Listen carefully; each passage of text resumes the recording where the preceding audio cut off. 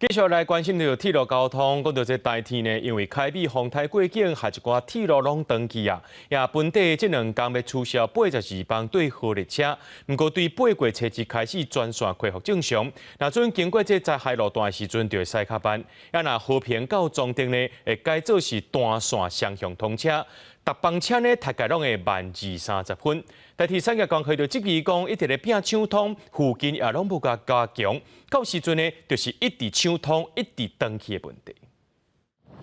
对台铁嘉义工务段工作团队伫南京到后壁铁路路顶行，行政院倒英台慰问工程人员，凯美丰台带来强港和地势保证溪水顶悬，和冲判去的铁路路基已经修补好啊。台铁公司暗时试运转了后，8月7日开始就会当双向通车。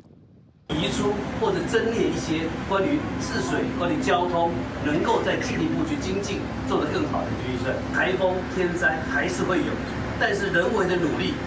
才有办法把它降到最低。